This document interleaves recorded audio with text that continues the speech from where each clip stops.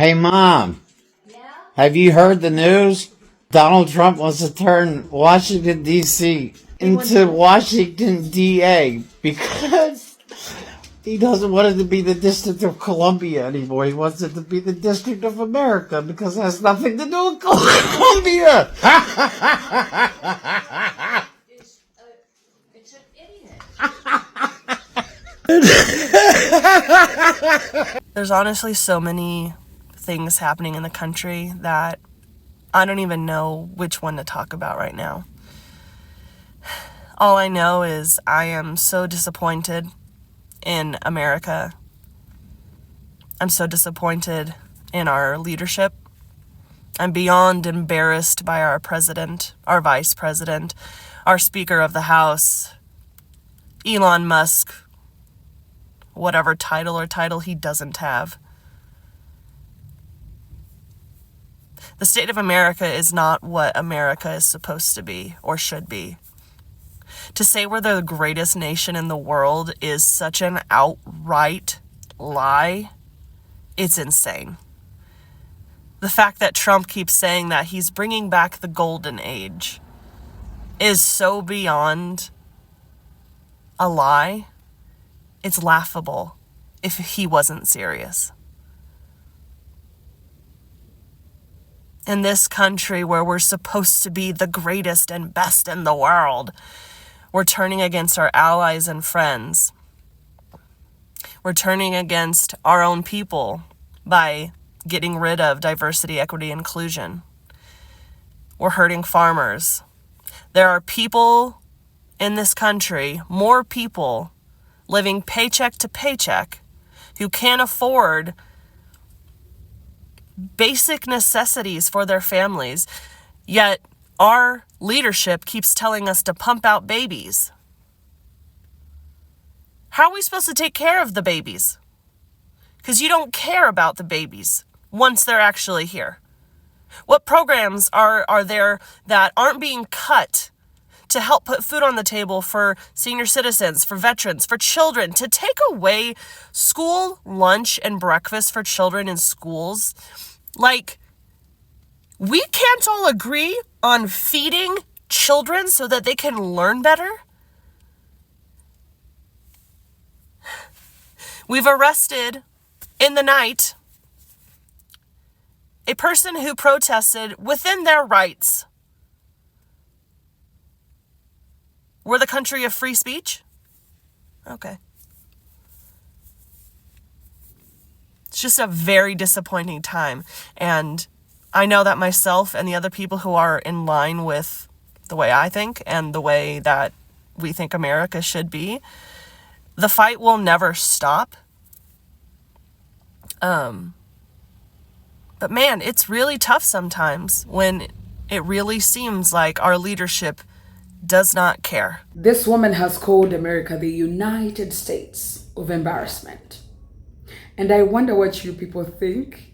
This is why I bring you a question. Do you think America has become so embarrassing to its own citizens that they are denouncing their own country? Ladies and gentlemen, welcome to my channel. My name is Natskuna Esther. If you're new here, hi, welcome.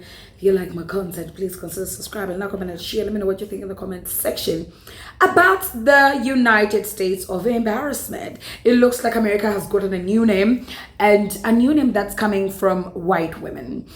Let me tell you, I will always be down with white women when they realize that they are not happy with the person they thought they were gonna be happy with. Okay, I love to see it because it's giving a girl, you are waking up, and girl, if you are crying, how much more do you think other people are crying? Because clearly Trump, when he came into power, he prioritized his people. But if his people are crying, yeah, and so since we're doing things like changing names, you want to change the Gulf of Mexico into the Gulf of America. Well, while you're at it, go ahead and change the United States of America into the United States of embarrassment, because that's what we're all feeling right now. Lately, I don't take black people serious because black people, they will literally find a way of making everything funny, even if it is a sad moment, even if it is so serious how much. I feel like black people are so unbothered, they're like, nothing is new under the sun. Like, we've gone through so much torture. So, like, when we see you whining, we'll like say, ah, it's the obvious, girl. You just saw it. Black people, we used to this, so this is why we don't care. And this is why people are asking, why are black people so quiet? Why do they look so unbothered? They're so used to this nonsense. They actually don't care anymore. Hi, friends. I'm here reporting live from the United States of Embarrassment. And I thought, why would you be embarrassed to be from the United States? And I think it's just a mixture, but a big portion has to do with who we elect as our leaders of this country. I don't think there has ever been a time more than now where we as Americans are definitely embarrassed, right? But let's think about over the history of America. This wasn't ours to begin with, okay? And I am only here because of my ancestors being removed and brought here, right? You're following me? You following me? So then we had slavery. That was just really embarrassing. The entire dynamic of slavery was just ridiculous. And then there was segregation. Like, okay, y'all are free, but we don't want to fuck with y'all. No. You're free, but like you're still going to struggle, and we'll make sure of it. And then when there were certain things put in place and people in place to help change the overall segregation aspect, we were met with racism, which was always there. It was just more so who you were, and at some points you couldn't do anything about it because we were supposed to be equal.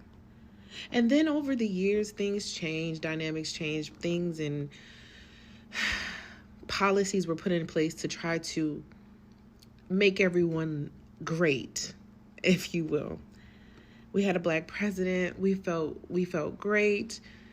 There was turmoil after and before his presidency, but we were feeling like, okay, let's do this. And then black men and black people were being murdered at an alarming rate by people of power or people who did not look like them. And so we were like, what? Hold on. I thought we were good. And then COVID came. We had that turmoil from the Cheeto. And then after that, we had Biden with the black VP. And then we had the opportunity for change to happen. And we failed her. So in honor of Women's History Month, I think that we should look into the women in our lives that we look up to and making sure that they are in alignment with the hope and the joy that we should have as a people.